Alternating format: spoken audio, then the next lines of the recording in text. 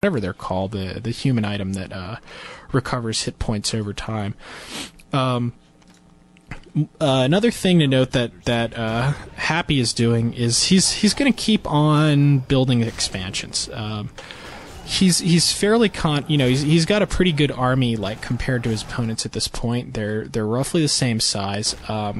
His opponent's expansions are pretty damn well towered up, so he's not going to be able to push them anytime soon. So he's really just kind of doing his best to dig in for the long run of the game here. One of the things to realize, though, like, especially in the late game, when you start building expansions, you're going to lose, like, a lot of them. It's very easy for your opponent to kill undead expansions, and that really applies to just about every race. The haunted gold mines don't really have enough hit points, and the acolytes are exposed while they're in them, so you really run into all sorts of problems trying to keep one of them alive. Just be aware of that. That's not saying that you should never expand, but just realize that, think to yourself, say, I build this expansion, I'm going to try building it. What happens if my opponent takes it down?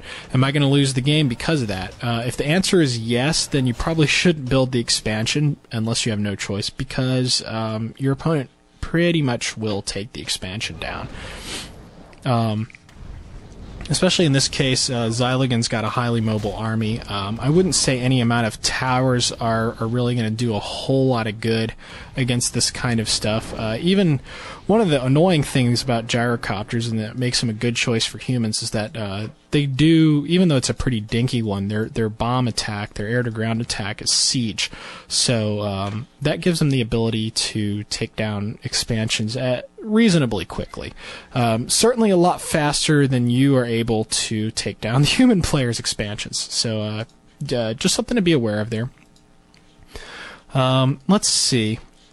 We're gonna be seeing we're gonna see the end of the game, I think, pretty soon. Yeah, there's about 5 minutes left. But try and picture this game without the Panda. He's really a pretty critical element of the undead army at this point. Although he can't be coiled, he also can't be nuked with. He also can't be nuked by Holy Light, which is definitely an advantage. You'll notice the undead player has gotten potions of invulnerability on both his Death Knight and his Brewmaster. It's really necessary when you're dealing with a Mountain King. And well, in the Death Knight's case, the Paladin can nuke him too. And you've also got Griffins on the field. Anytime you see Griffins, you can pretty well expect him to try and nuke the shit out of your heroes.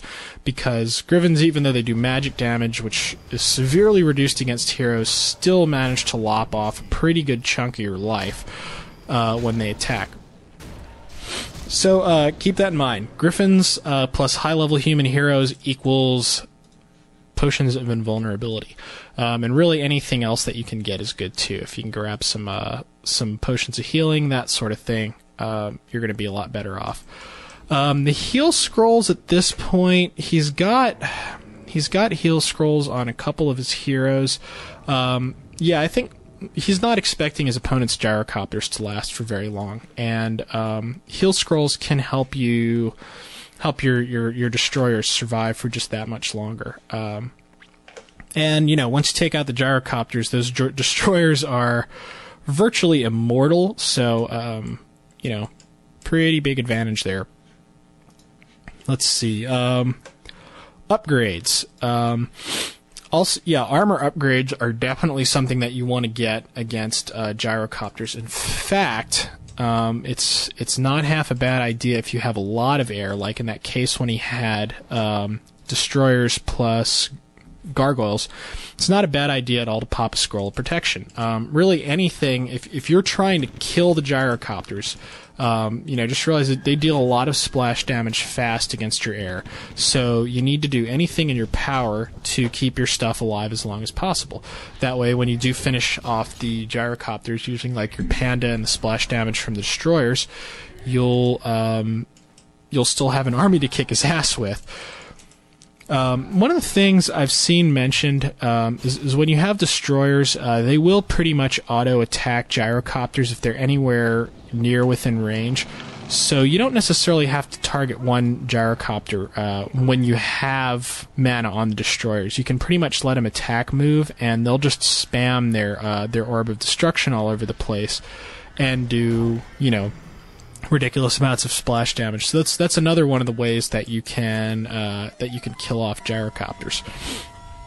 Now, I wish these two guys would just, you know, be done with it and fight the final fight, because I'm struggling to keep coming up with stuff to say. One of the things to notice that XyLigan is doing here is that he's got a ghoul scouting the.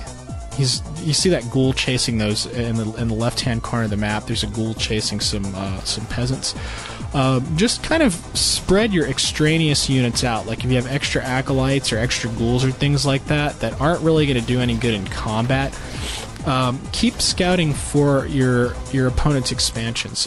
When you got fairly even armies in the late game like this, you should be able to stop him from expanding, but that doesn't mean that he's not going to try. So you absolutely have to use whatever means that are at your disposal to, like, if you have shades, that's great, to scout the heck out of the expansions, because if you just aren't paying attention and you let him get one up, you're going to have serious problems as a result of that, because this late in the game, you're looking at a situation where most of the expansions are going to go away.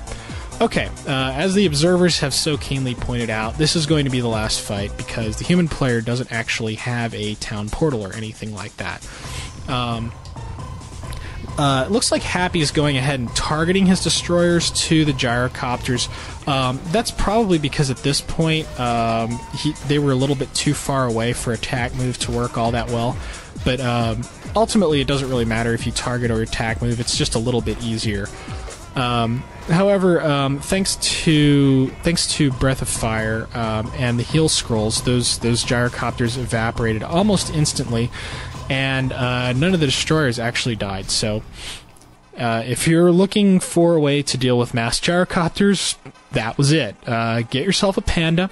Creep them up to level 3 by moving your other heroes away from the Panda while you're creeping, so that the Panda gets all the experience. Bring along some heal scrolls, and also I would suggest trying scrolls of protection as well to keep your destroyers alive. And just, you know, try and kill as many gyrocopters as you can as fast as you can, and hopefully you will be left with destroyers against the rest of his army, which won't really be able to damage the destroyers. Also, you know, things to note are if you're going up against high-level human heroes. Fortunately for Happy, he managed to keep XyLigan's human heroes pretty low, but potions of invulnerability are very important, because he can drop your heroes pretty damn fast thanks to nuking. That's really about all. I hope you guys enjoyed this one. We in the audio staff, I hope they won't mind me saying this in public, but we've been talking a lot on the forums of ways to try and get you guys audios on a more regular basis.